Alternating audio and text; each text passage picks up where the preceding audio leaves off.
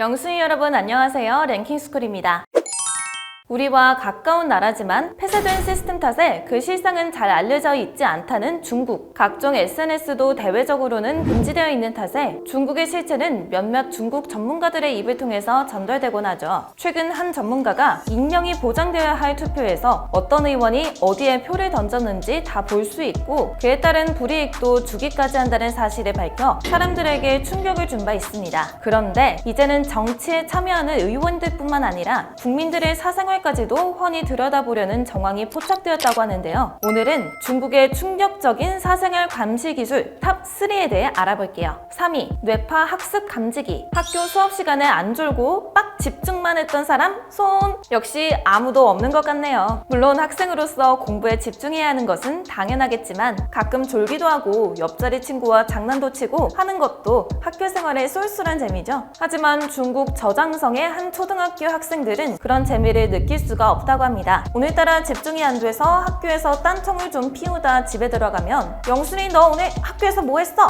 라는 불호령이 떨어진다는데요. 아니 교실에 CCTV라도 설치해뒀나? CCTV면 어떻게 속여볼 수라도 있지. 그보다 더한 기술이 사용되는 중이죠. 평화로운 중국의 교실 모습을 잘 살펴보시면 그들의 머리를 둘러싸고 있는 검은 머리띠들, 바로 학생들의 뇌파를 관찰하는 뇌파 학습 감지기입니다. 이마와 귀등에 설치된 3개의 전극을 통해 학생의 뇌파를 측정해 학생이 얼마나 집중하고 있는지 파악하는 기계인데요. 빨간색 불이 들어오면 지금 공부에 집중하는 상태, 파란색 불이 들어오면 딴짓을 하는 상태라고 합니다. 단순히 불을 켜는 데서 끝이 나는 게 아니라 교사와 부모에게 그 내용이 고스란히 전달된다고 하는데요. 학생이 공부만 하는 기계도 아닌데 지금 무엇을 하는지 모두 전달된다니 너무나 끔찍한 기계죠. 해당 제품을 개발한 업체 측에서는 단순히 학생들의 집중력을 높이고 성적을 올리기 위해 학교에 기증한 것이라고 설명했지만 대부분의 사람은 명백한 인권 침해다. 초등학생들이 뭐 얼마나 공부에 집중할 수 있겠느냐며 부정적인 의견이 끊이지 않았습니다. 심지어 이런 뇌파를 통한 감시는 초등학생들이 끝이 아니었는데요. 사기업의 생산 설비의 노동자들 또한 일에 집중하는지 안 하는지 감시를 당하는 중이라고 하죠. 그 방법은 바로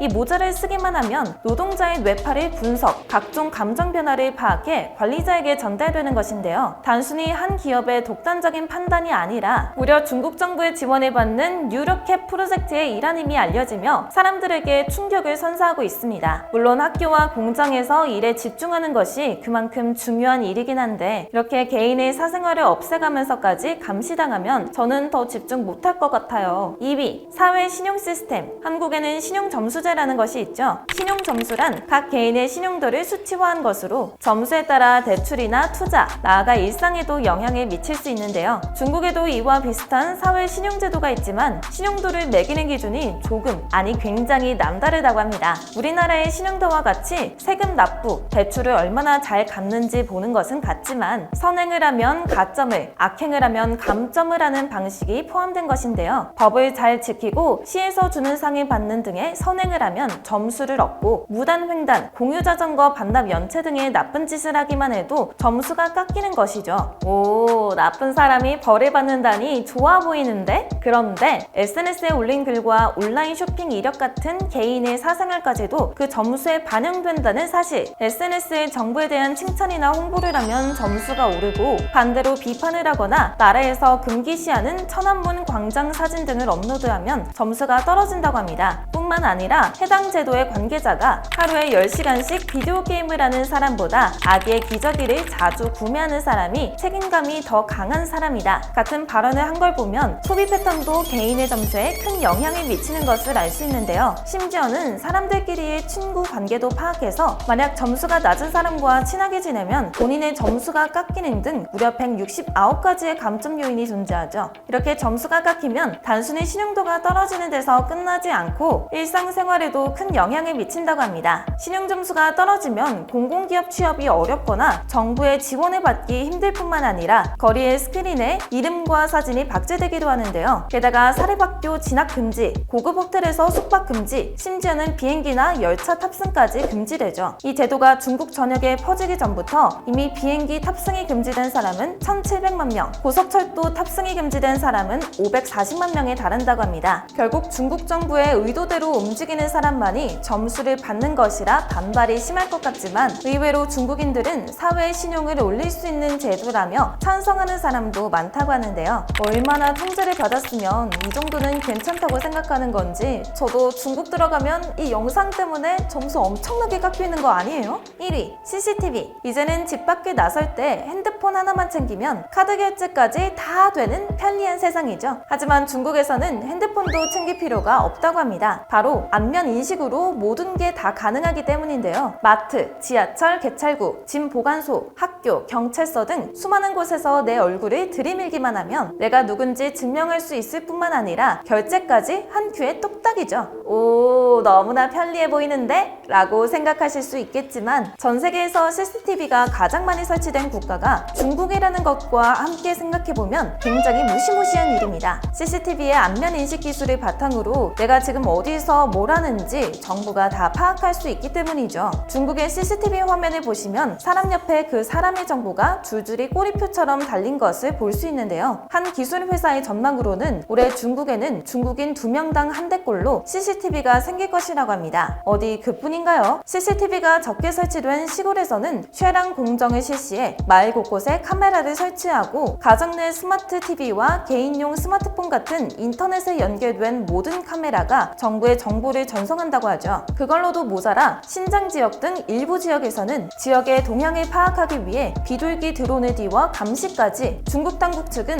해당 프로젝트 등으로 인해 가국의 안전이 향상되었으며 수많은 군중 속에 숨어있는 범죄자까지 순식간에 찾아내서 체포할 수 있을 정도의 기술력을 바탕으로 중국을 보다 안전한 사회로 변화시킬 수 있을 것이라 주장하고 있는데요. 그러나 바꿔 말하면 국민 개개인의 사생활을 모조리 파악하겠다라는 말과도 같아 대중의 반발을 불러일으키는 중이라고 합니다. 하지만 이미 핸드폰을 개통할 때 의무적으로 얼굴 정보를 등록하게 하고 신생아의 DNA 정보를 모조리 수집하는 등 국민들을 통제, 감시하려는 중국의 텐왕 프로젝트는 점점 완성되어 가고 있죠. 앞서 설명했던 감시 제도들과 합쳐지면 중국의 어느 곳에도 나만의 공간이 없는 셈인데요. 친구와 재미있는 이야기를 하면서 깔깔대고 있으면 모르는 곳에서 중국 정부도 같이 깔깔대고 있을 것이라는 농담이 이제는 농담처럼 들리지 않는 것 같습니다. 이러한 감시는 이제는 중국 내부에서만 이루어지는 것이 아니라 해외에 진출한 중국 브랜드 등에서도 이루어지는 등 그 감시의 폭이 점점 넓어지고 있다고 합니다. 하지만 이런 제도들 때문에 짝퉁의 천국이라 불리던 중국 그 자체의 신용도는 올라가고 있고 실제로 범죄율도 줄어드는 효과도 있다고 하죠. 개인의 자유와 사회의 치안 중 어느 것이 더 중요한지는 사람마다 다르겠지만 누군지도 모르는 사람이 내 일거수일투족을 다 들여다보고 있다고 생각하면 저는 머리부터 발끝까지 소름이 돋네요. 여러분은 어떻게 생각하시나요? 지금까지 랭킹스쿨이었습니다. 감사합니다.